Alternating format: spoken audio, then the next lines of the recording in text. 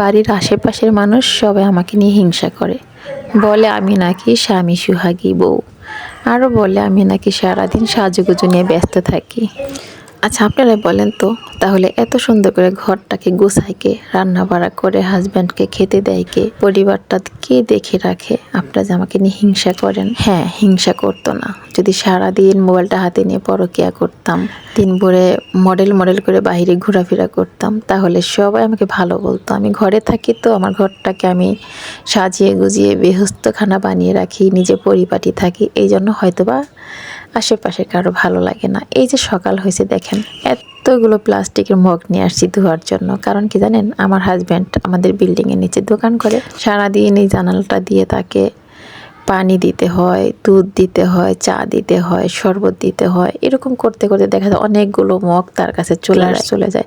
ওগুলো একবারে এনে ধুইতে হয়, তারপরে এগুলো সকালবেলায় ধুতে হয়। সকালবেলা হাজব্যান্ডকে চা দিছি খেতে, বিস্কিট দিছি, সেগুলো খাওয়া শেষে বলছে খিচুড়ি রান্না করতে। আমি চলে আসছি খিচুড়ি রান্না করতে। খিচুড়ি রান্না করার আগে কিন্তু আমাকে পাকের ঘরটা অনেক সুন্দর করে ক্লিন করতে হয়েছে। তারপর রান্না করার জন্য কিন্তু এই যে মশলা বাটতে হয়েছে, কারণ আমরা হচ্ছে মধ্যবিত্ত পরিবার, আমাদের কিন্তু ওই যে অনেক ধরনের জিনিস ঘরে নেই। যেমন অনেকে মশলাগুলো ব্লেন্ডার করে ফ্রিজে রেখে দেয়, একবার ছাড়া 10 বার খায়, কিন্তু আমরা সেটা পারি না। আমাদের যেরকম আয় তেরকম ব্যয়, তেরকম ভাবে আমাদের জীবন যাপন করা। এই যে খিচুড়ি রান্না করব, খিচুড়ি রান্না করতে কিন্তু অনেক ধরনের জিনিস লাগে। হয়তো বা আমার তত কিছু হাতের কাছে নেই, কিন্তু যতটুকু আছে ততটুকু দিয়ে আমি খিচুড়িটুকু রান্না করব। খিচুড়িটি রান্না বসাই এর ফাঁকে আমাকে অনেক কাজ করতে হবে। তো আমি যদি সারাদিন চিন্তা করি যে শুধু কাজই করতে হবে, তাহলে আমাকে কখন আমি আমার নিজের কাছে উপস্থাপনা করবো বলেন তো? আমাকে তো সাজগোজ করতে কেউ বলবে না, আমাকে কেউ শরবত খেতে বলবে না, আমাকে কেউ শুয়ে রেস্ট করতে বলবে না।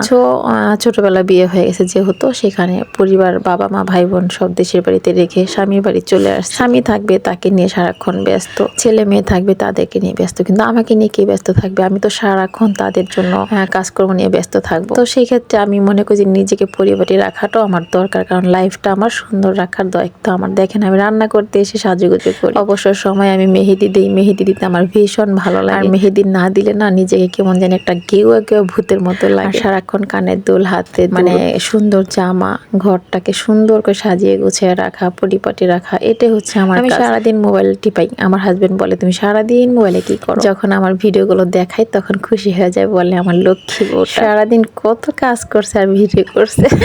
যখন আমার হাজবেন্ড আমাকে লক্ষ্মী বউ বলে প্রদর্শন করে, আমার কি যে ভালো লাগে, তখন আমার আরো উৎসাহ জাগে সাজুগুজু করতে, ঘরের কাজগুলো সাজিয়ে গুছিয়ে করতে। আমার হাজবেন্ড যত বাহিরে ব্যস্ত থাক, ঘরের সামনে সে বলবে রিনা, রিনা কই আছো, এরকম করে সুন্দর মধুর কণ্ঠে একটা কথা। আমি অমনি হেসে দিয়ে বলি এই তো আমি সামনে আছি, আমি তোমাকে ছেড়ে কোথাও যাব না। অনেক হাজবেন্ডরা বাহির থেকে ঘরে আসে, এসে দেখে তার বউ নেই, সংসারটা এলোমেলো, ঘরে একটু শরবত নেই, বা সবসময় বউয়ের ভালোবাসা বা বউয়ের কোনো কাজকর্ম কোনো কিছুই ঠিক মতো পায় না। কিন্তু আমার মনে পড়ে না, এত বছরের সংসারে আমার স্বামী আমাকে কখনো ঘরে এসে দেখে না, সময় আমি তার জন্য উপস্থিত থাকছি দরজাটার সামনে। অনেক সময় আমার হাজবেন্ড বাইরে গেলে আমি ঘুমাই না, চোখ বন্ধ করি না, যদি সে আসে ডাকতে থাকে। তো এই জন্য আমি কিন্তু সারাক্ষণ গুড় করে কাজ করতেই থাকি। আর যদি কখন একটু শুয়ে থাকি, তাহলে দরজার সামনে বিছানায় ফ্লোরে একটা আমি মানে পাটি বিছিয়ে ওখানে শুয়ে থাকি, মোবাইলে ভিডিও এডিট করতে থাকি। তো এইভাবেই কিন্তু আমার দিনটা কেটে যায়, আর আমার সংসারটা কিন্তু আলহামদুলিল্লাহ হাসি খুশিতে চলে যায়। আমি অল্পতে সন্তুষ্ট, অল্পতে আল্লাহ পাক আমাকে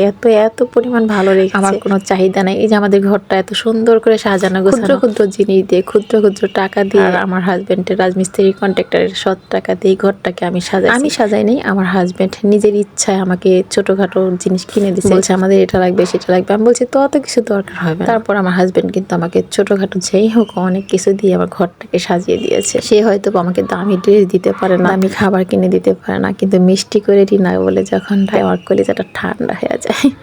আর এটার যোগ্যতা কিন্তু আমার যে কোনো মেয়েই ভালোবাসা অর্জন করার জন্য নিজের একটা বাড়তি মানে নলেজ থাকে, কিভাবে আমার সংসারটা গোছানো সাজানো হবে, আমার স্বামী আমাকে ভালোবাসবে। কিছু মানুষ বলে সংসার সুখের হয় রমণীর গুণে, আবার কিছু মানুষ বলে সংসার সুখের হয় স্বামীর বড় টাকা ইনকামে। কিন্তু আমি মনে করি যে আসলে বড় টাকাও লাগে না, আবার সুন্দর মানে গৃহিণীও ওরকম লাগে না। মনটা হয়েছে বড়, ধৈর্যশীল মানুষের সুখ এমনি আসবে, বড় টাকাও লাগবে না, এবং কি মানে চাহিদা ছাড়াও মানুষ লাগবে না। সবকিছুর মধ্যে যদি একটা মিল করে চলা যায়, স্বামী স্ত্রী যতটুকু থাকে অতটুকু নিয়ে যদি সন্তুষ্ট থাকা যায়, ইনশাআল্লাহ সংসারটা সুখেরই হয়।